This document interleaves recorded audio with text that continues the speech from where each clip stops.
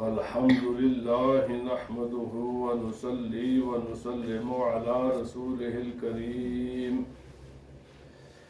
أما بعد فأعوذ بالله من الشيطان الرجيم بسم الله الرحمن الرحيم عن أبي هريرة رضي الله تعالى عنه عن النبي صلى الله عليه وسلم قال ما ينتظر أحدكم إلا غنى مطغيا أو فقرا منسيا أو مرضا مفسدا أو حرما مفندا أو موتا مدهزا أو الدجال فالدجال الشر غائب ينتظر أو الساعة والساعة أدهى وأمر. وعنه قال قال رسول الله صلى الله عليه وسلم قال ألا إن الدنيا ملعونة ملعون ما فيها إلا ذكر الله وما والاه وعالم أو متعلم. صدق النبي الكريم إن الله وملائكته يصلون على النبي يا أيها الذين آمنوا صلوا عليه وسلموا تسليما. اللهم صل على سيدنا ومولانا محمد وعلى آله وأصحابه سيدنا ومولانا محمد وبارك وسلم عليه. الصلاة والسلام عليك يا سيدي يا رسول الله وعلى آلك وأصحابك يا سيدي يا حبيب الله. اللہ رب العزت جل وعلا کے حمد و ثنا اور نبی کریم رؤوف الرحیم صلی اللہ علیہ وسلم کے دربار در بار گوربار میں ہدیہ درود و سلام عرض کرنے کے بعد معزز سامعین و ناظرین و حاضرین، آج کی گفتگو کا عنوان اسی سلسلے کا مزید کہ باب الرقاق اور باب الرقاق، کہ وہ باتیں جو انسان کے دل کو نرم کرتی ہیں، نیکی پر ابھارتی ہیں، نیکی کے لیے انسان کو تیار کرتی ہیں اور دنیا کی مصروفیات اور دنیا کی محبت کم کرتی ہیں.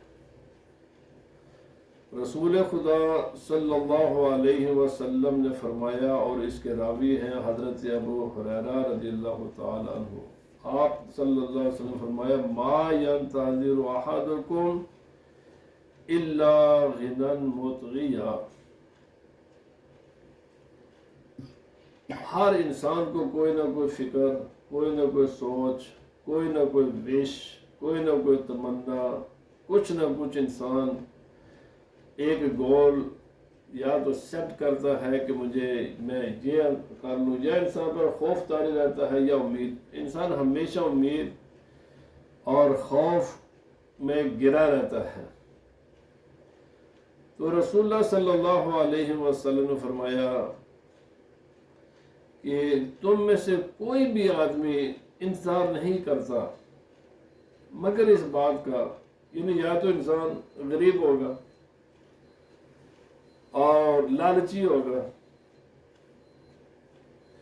تو اس کی تمنا یہ ہوگی، وہ انتظار کرے گا کہ میرے پاس دولت کے انبار لگ جائیں، اور اس کا دل کبھی بھی دولت سے سیر نہیں ہوگا. بھائی کیوں دولت چاہیے؟ اتنا پیسہ تمہیں کیوں چاہیے؟ کیوں تمنا کرتے ہو؟ فرمایا غنن مطغیا. تو اللہ کہتے ہیں ان کاموں میں پیسہ لگائے جن کاموں سے اللہ نے منع کیا ہے. جائز کاموں کے لیے بہت بڑے پیسے کی ضرورت نہیں ہے. جو جائز زندگی کی ضروریات ان کو پورا کرنے کے لیے انسان کو بہت بڑی لالچ نہیں کرنا پڑتی.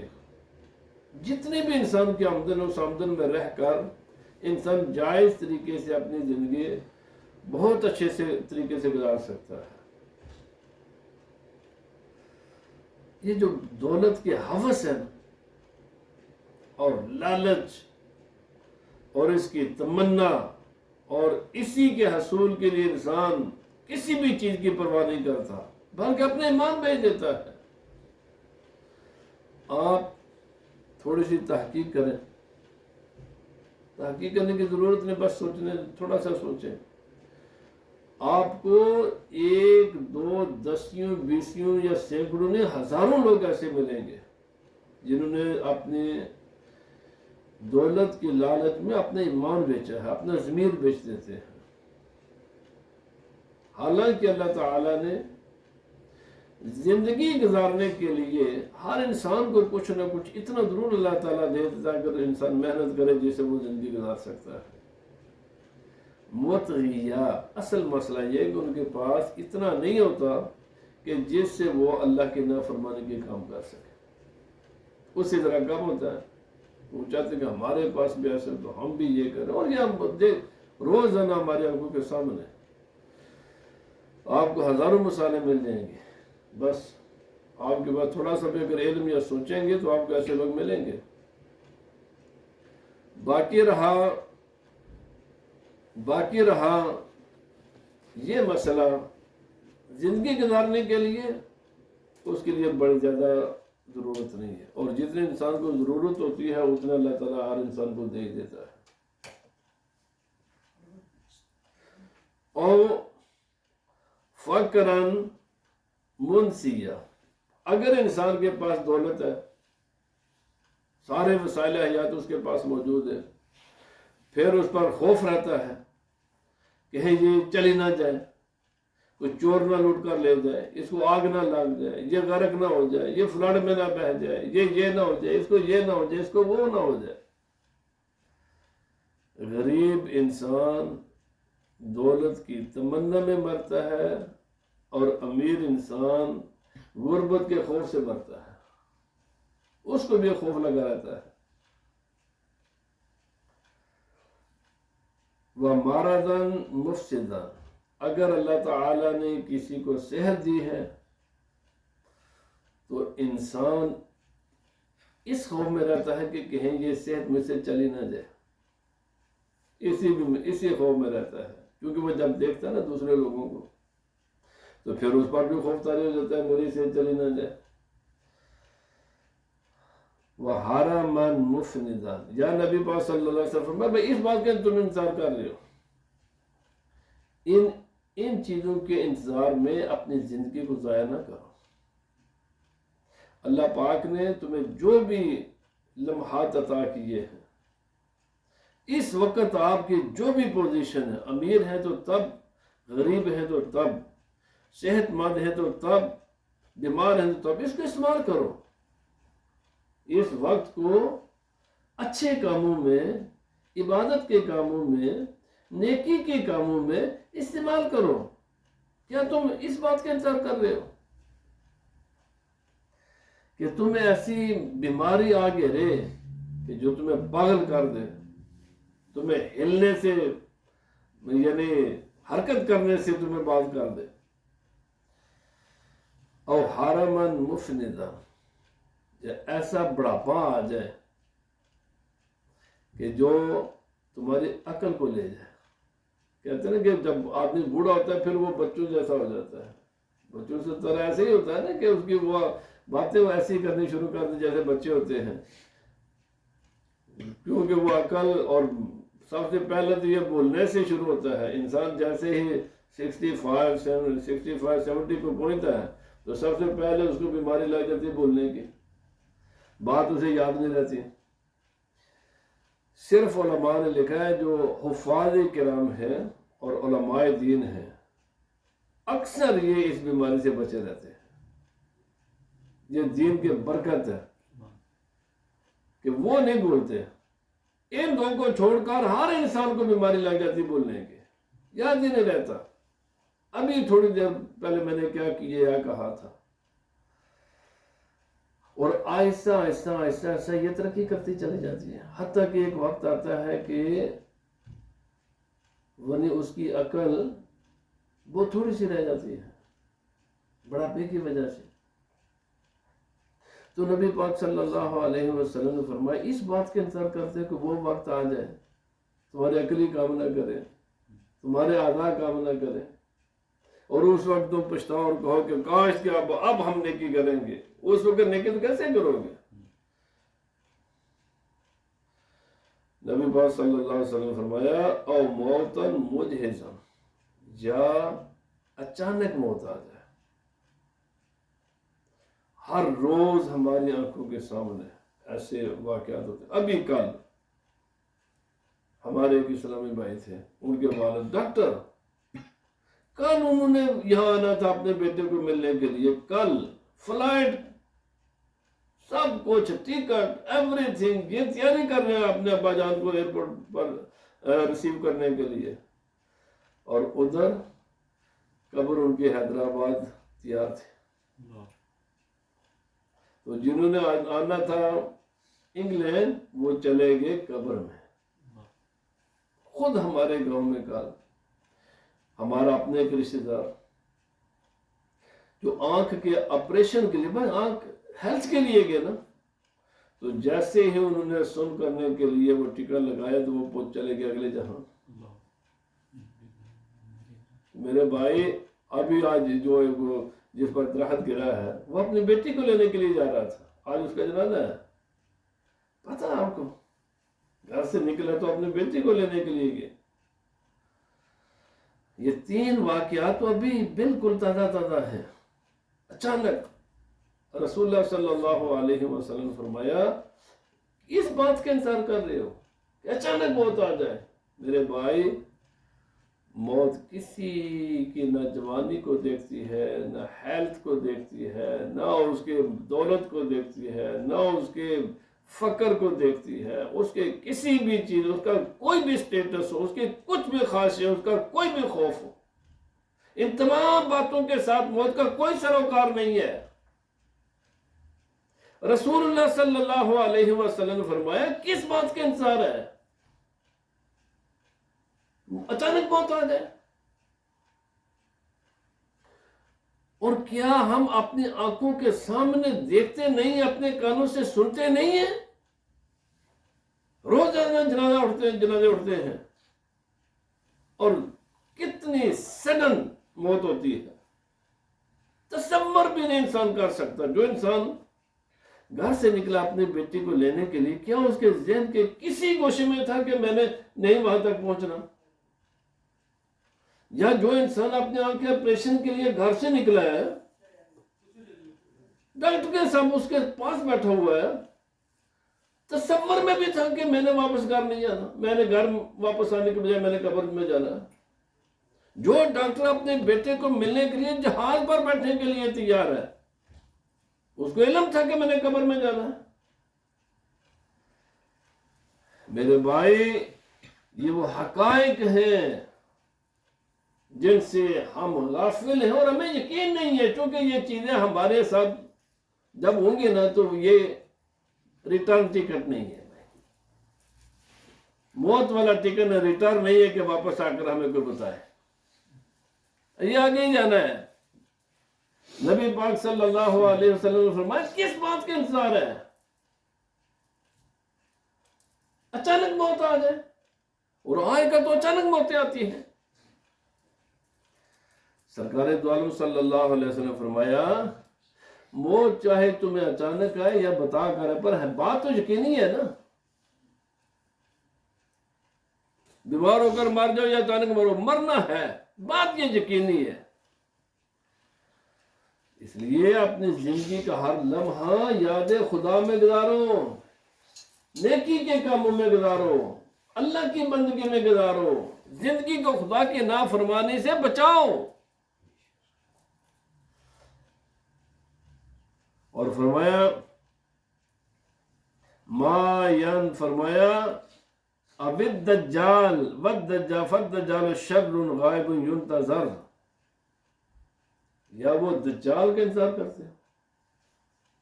دجال کا فتنہ تو بہت سخت فتنہ ہے، شدید ترین فتنہ ہے. تمہارے بس میں نہیں ہوگا فیصلہ کرنا کہ یہ صحیح ہے یہ غلط ہے. تمہارے آنکھوں کے سامنے مردوں کو زندہ کر کے دکھائے گا، ایسے ایسے کرتب کرے گا کہ تم حیران رہ جاؤ گے. فرمایا اس وقت کا انتظار کرتے ہو. والساعہ، یا تمہیں قیامت کا انتظار ہے. والساعۃ ادھیٰ وامر، قیامت یہ جتنی لائٹس یہاں پر سورج کی لائٹ ہے، چاند کی لائٹ ہے، ستاروں کی لائٹ ہے، یہ الیکٹریکلی ہزاروں چیزیں جو ہمیں لائٹ دیتی ہیں. جب قیامت آئے گی نا تو سورج بے نور ہو جائے گا، چاند بے نور ہو جائے گا، ستارے گر پڑیں گے، یہ دنیا کا نظام تہا بالا ہو جائے گا، اندھیرا ہوگا، انسان کو کچھ نہیں سوجے گا، کڑوا بھی ہوگا، اندھیرا بھی ہوگا. تھوڑا سا زلزلہ آتا ہے نا، معمولی سا بس ایسے زمین حرکت کرتی ہے تو لوگوں کے حواس لوگ کھو بیٹھتے ہیں. اندازہ لگائیں گے جب پوری کائنات کا نظام طے و بالا ہو جائے گا، اچھلیں گے، یہ زمین اچھلے گی، پہاڑ ریزہ ریزہ ہو جائیں گے، سمندر اپنا پانی باہر پھینکے گا. ابھی سونامی آیا تھا چند سال پیشتر، میرے بھائی وہ تو ایک ذرہ کے برابر سمندر کے سارے سمندر کے مقابلے میں ایک ذرہ بھی نہیں تھا. نبی پاک صلی اللہ علیہ وسلم فرمایا یہ سب یقینی چیزیں ہیں، یہ سب یقینی چیزیں ہیں، تم ان سے بچ نہیں سکتے. کس چیز سے جان چھڑاؤ گے؟ لہذا جان چھڑانا تم کسی کے بس میں نہیں ہے. ایک ہی راستہ رہ جاتا ہے، وہ ہے تجاری کا. اس کی تجاری کرو، باقی جو معاملات ہیں ان کو خدا پر چھوڑو، اپنی جو ذمہ داری ہے اس کو ادا کرو. آپ حضرت ابو ہریرہ رضی اللہ تعالیٰ عنہ نبی پاک صلی اللہ علیہ وسلم سے فرمایا الا ان الدنیا ملعونۃ، فرمایا خبردار اگر نا دنیا لعنتی ہے. لعنتی کا معنی کیا ہے؟ وہ دنیا کی چیزیں جو انسان کی ضرورت سے زائد ہیں، وہ اللہ کی نعمت نہیں ہے بندے کے لیے.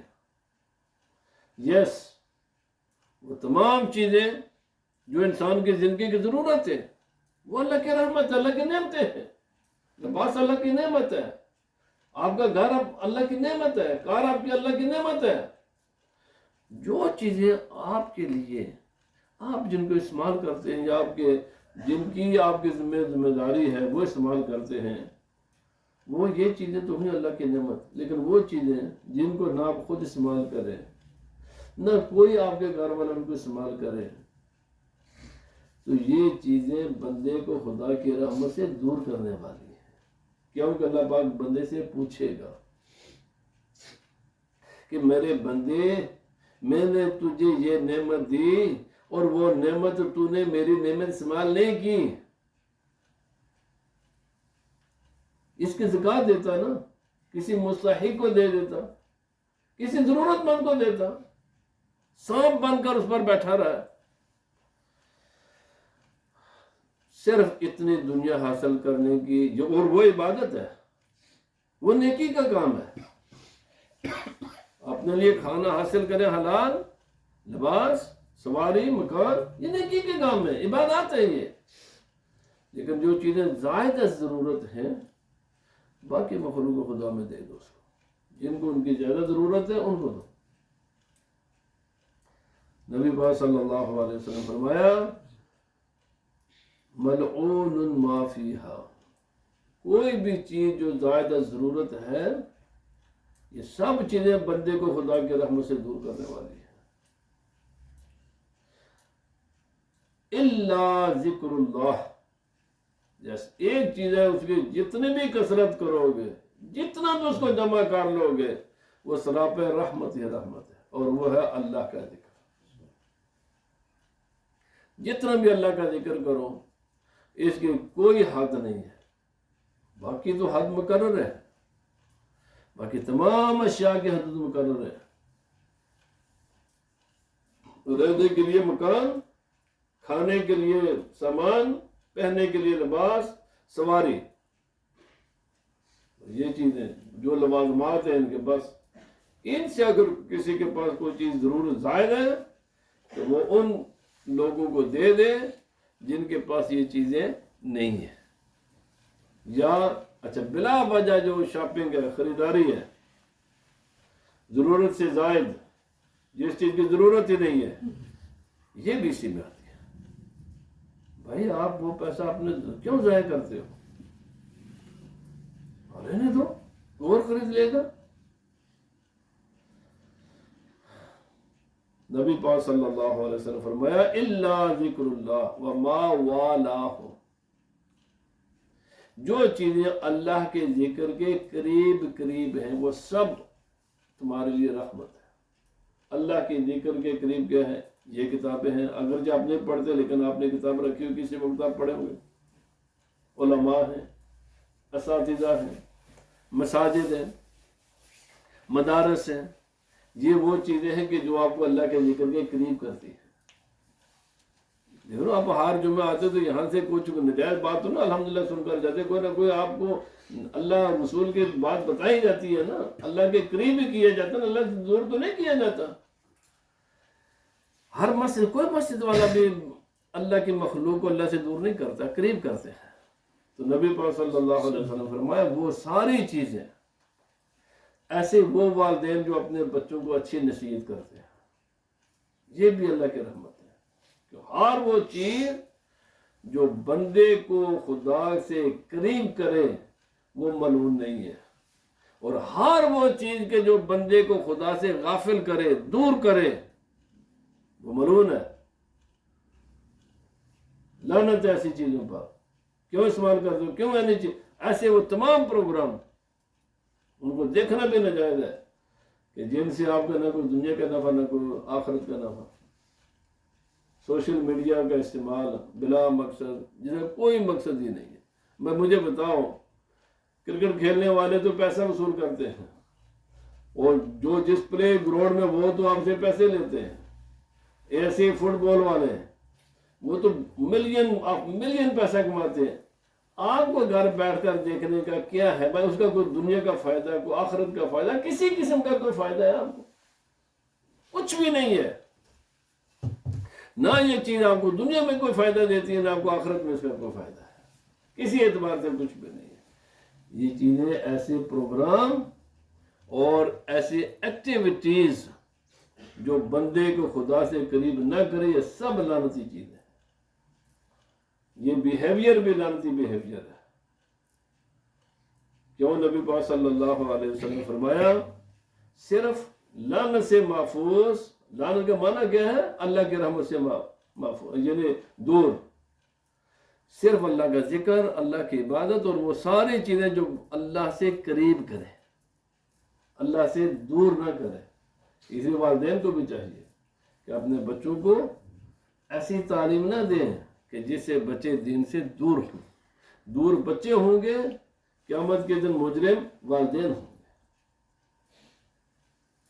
اور کسی انسان کو بھی نہیں چاہیے کہ کوئی ایسی بات کرے کہ جس کی وجہ سے کوئی دوسرا انسان دین سے دور ہو جائے۔ دور دوسرا ہوگا، مجرم یہ ہوگا۔ اور ہر انسان کو اپنا تعلق بھی ایسے لوگوں سے رکھنا چاہیے جو بندے کو خدا سے قریب کرے، نہ ان لوگوں کے ساتھ بندہ اپنا تعلقات بنائے جو بندے کو خدا سے دور کرے۔ اور فرمایا وَعَالِمٌ وَمُتَعَلِّمٌ، یس، علماء اور طلباء جو دین کے طلباء ہیں اور جو دین کے علماء ہیں، یہ سراپے رحمت ہے۔ بس ان کے پاس بیٹھنا، ان کی باتیں سننا، یہ بس یہ رحمت ہوتے ہیں۔ انہوں نے کسی کو نقصان تو دینا نہیں ہے۔ جو بھی ان کے پاس بیٹھے گا، نہ بھی بیٹھے نا، تو جب تک بیٹھے گا میرے بات سن لو، نہ بھی بات کرے نا، الحمدللہ تمام علماء ایسے ہوتے ہیں، کم از کم آپ وہ کوئی نہ کوئی نیکی کریں گے، ان کو دیکھ کر آپ میں بھی نیکی کا جذبہ پیدا ہو جائے گا۔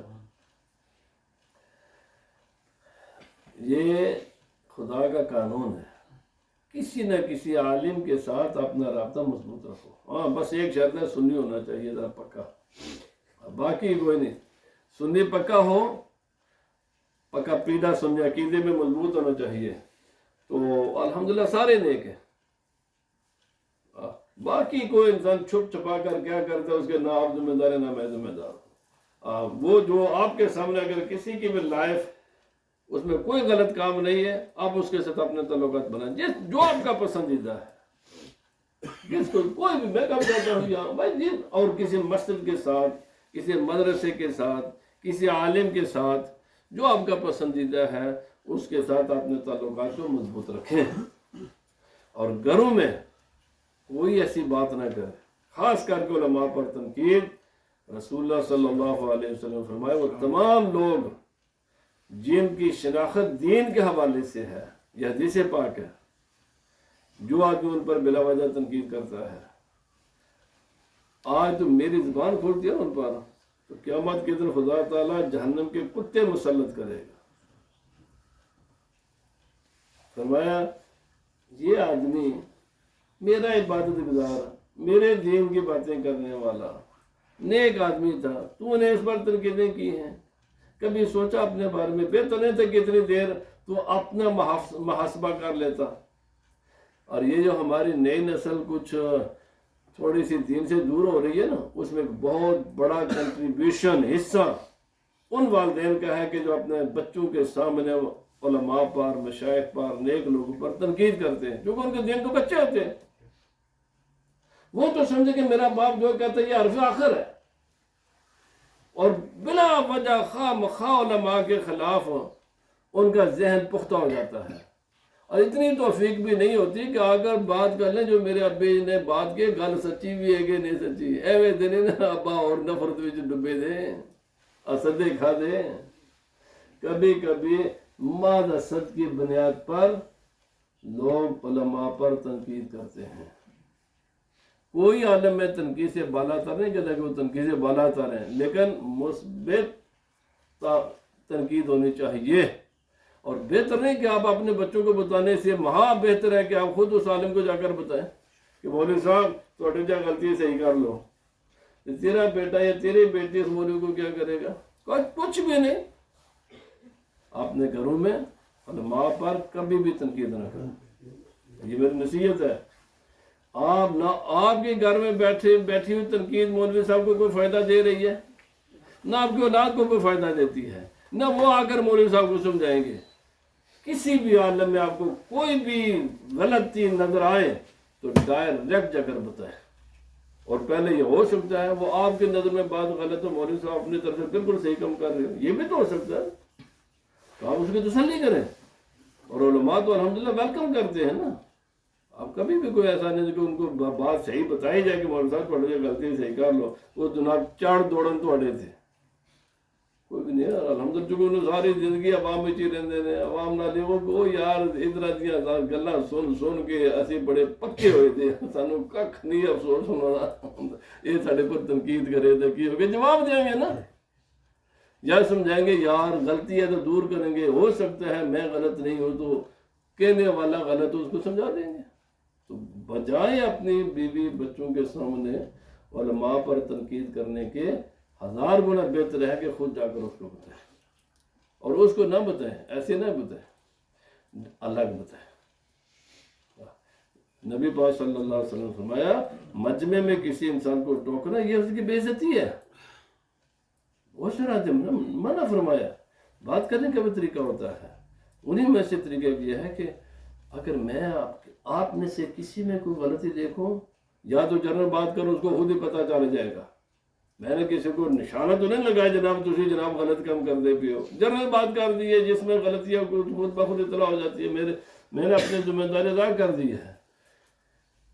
یا اس کا طریقہ یہی ہوتا ہے کہ میں ان کو اللہ کو بلا کر کہتا ہوں سرکار ہے غلط ہے نہ کرے جائے، اللہ پاک مجھے بھی، اور اسی طرح جس طرح ہم آپ سے بات کرتے ہیں نا، یا آپ جنرل بات کر دیا کریں یا بتائیں، تمہارا سب ایک غلط ہے، اسے ٹھیک کرو اپنا رویہ، یا جو بھی غلط ہے اس کو آپ سمجھتے ہیں اس کو صحیح کریں. تو انشاءاللہ العزیز علماء ویلکم کرتے ہیں تنقید کو. اللہ پاک ہمیں عمل کی توفیق عطا فرمائے. وما علینا الا البلاغ.